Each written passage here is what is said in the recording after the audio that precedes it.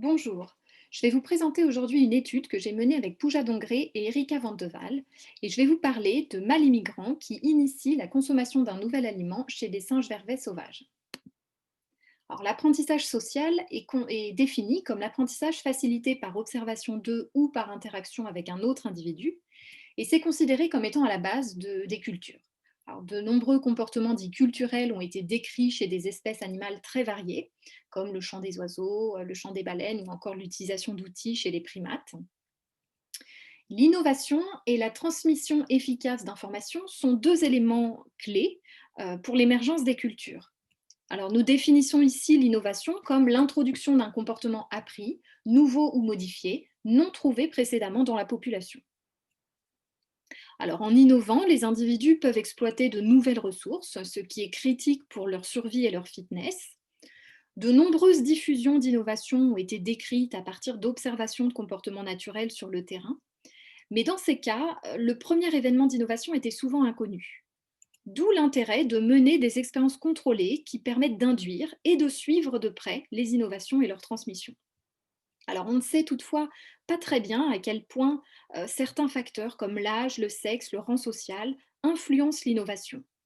Une récente méta-analyse conduite sur 20 espèces animales différentes a montré que l'innovation est plus commune chez les individus plus âgés qui ont un dimorphisme sexuel, étant de grande taille, particulièrement néophiles et explorateurs. Donc, plus d'études sont nécessaires afin de comprendre quels facteurs sont liés à l'émergence de l'innovation. Alors, notre premier objectif était de répondre à la question qui innove, c'est-à-dire qui initie la consommation d'un nouvel aliment. Et nous avons proposé des cacahuètes dans leurs coquilles à des singes vervets qui vivent dans leur milieu naturel en Afrique du Sud. Alors, les singes étant néophobes, ils ne mangent pas spontanément de cacahuètes, aussi étonnant que cela puisse paraître, car c'est un aliment inconnu qu'ils ne trouvent pas dans leur habitat naturel et dont ils doivent apprendre que c'est quelque chose de bon à manger.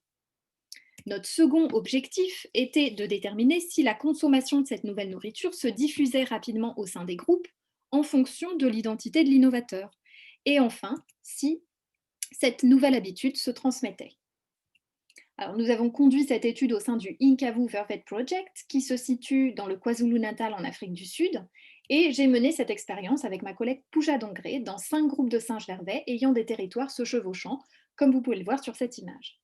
Alors, les singes vervets y vivent en groupe social qui comprend un ou plusieurs mâles adultes et puis plusieurs matrilines, constituées des femelles adultes qui, elles, restent toute leur vie dans leur groupe natal et leur progéniture. Et chaque groupe a été exposé aux cacahuètes 4 fois, sauf le groupe Angas, ici en vert, qui a été testé 5 fois en tout à une année d'intervalle pour un total de 133 individus. Alors, dans deux groupes qui ne contenaient pas de nouveaux mâles immigrants, et nous entendons par nouveau mâle immigrant un mâle arrivé moins de 3 mois avant l'expérience dans son nouveau groupe, personne n'avait mangé de cacahuètes lors de cette première exposition. Et dans deux autres groupes, qui eux contenaient de nouveaux mâles immigrants, les innovateurs, c'est-à-dire ceux qui ont mangé en premier des cacahuètes, étaient justement ces mâles immigrants qui avaient intégré les groupes quelques semaines avant le début de l'expérience. Et ils étaient naïfs puisqu'ils n'avaient jamais mangé de cacahuètes auparavant. Et dans un dernier groupe, l'innovateur était aussi un nouveau mâle immigrant, mais celui-ci était connaisseur car il avait mangé des cacahuètes l'année précédente quand l'expérience avait eu lieu dans son groupe natal à Noah. Et vous pouvez voir que ces trois innovateurs mâles immigrants étaient rapidement suivis par d'autres individus mangeant des cacahuètes lors de cette première exposition, ce qui n'était pas le cas dans les autres groupes.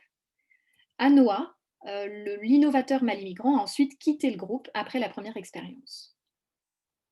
Alors, on a répété cette expérience 3 à 4 fois de plus, et vous pouvez voir que la consommation de cacahuètes ne s'est pas diffusée à beaucoup d'individus dans les deux groupes qui ne contenaient pas de nouveaux mâles immigrants. Donc, à Koubou, le groupe en bleu, ce fut finalement un enfant de moins d'un an qui innova au bout de la troisième expérience, et à Noah, en orange, l'innovateur nouveau mâle immigrant avait quitté le groupe après la première exposition, comme je vous l'ai dit avant. En revanche, la consommation des cacahuètes s'est diffusée à un plus grand nombre d'individus lorsque l'innovateur nouveau mâle immigrant restait dans le groupe, à Lemon Tree en jaune et Bayadanki en gris. Et cette année, nous avons testé à nouveau le groupe Angas, qui, je vous le rappelle, ne contenait pas de nouveaux mâles migrants l'année précédente et personne n'avait mangé de cacahuètes lors du premier test. On les a retestés car deux nouveaux mâles ont intégré le groupe et ils provenaient de Noah. Un des deux était connaisseur car il avait mangé des cacahuètes à noix, et l'autre n'en avait jamais mangé mais avait observé de nombreux individus en manger. Et c'est celui-là qui innova à Angas. Et vous pouvez voir qu'à la fin des 4 à 5 expositions aux cacahuètes, significativement plus d'individus en ont mangé dans ces trois groupes, où l'innovateur était un nouveau mâle migrant, qui restait dans le groupe, en comparaison à un groupe où l'innovateur était parti, ou bien lorsque c'était un enfant. On a ensuite regardé à qui la consommation de cacahuètes se diffusait-elle, et on a montré que les juvéniles mangeaient significativement plus de cacahuètes que les adultes lors de la première exposition. Et au cours de toute l'expérience, au bout de toute l'expérience, les juvéniles, mais aussi les individus de bas rang social, étaient ceux qui mangeaient plus de cacahuètes comparés aux adultes et aux individus de haut rang social. Alors pour conclure, notre premier objectif était de savoir qui innove, c'est-à-dire qui mange en premier un aliment inconnu. Et nous avons montré que sur les 5 groupes, 4 nouveaux mâles immigrants et un enfant étaient les innovateurs, c'est-à-dire des individus suffisamment curieux et qui prennent le risque de manger un nouvel aliment. Et ce résultat est en accord avec l'hypothèse de nécessité qui propose que les individus de bas rang social, ce qui est notamment le cas de ces mâles lorsqu'ils intègrent un nouveau groupe, qui ont un accès limité à la nourriture, sont ceux qui sont plus à même d'innover. Notre second objectif était de déterminer si la consommation du nouvel aliment se diffusait rapidement selon l'identité de l'innovateur. Et il semble que oui, si l'innovateur est un nouveau mâle immigrant et que sa présence dans le groupe semble être un facteur crucial pour que le comportement se diffuse. Et notre troisième objectif était de déterminer à qui se diffusait le comportement.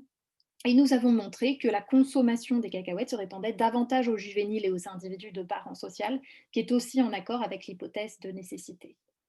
Donc notre étude suggère que les mâles immigrants peuvent agir comme vecteurs d'information et catalyseurs de transmission sociale. En plus du mélange génétique qu'ils apportent, ces mâles pourraient aussi importer de nouvelles informations et des connaissances qui pourraient potentiellement être à l'origine de traditions et cultures. Je vous remercie pour votre attention et je souhaite aussi remercier toute l'équipe de terrain qui nous a aidés à collecter les données.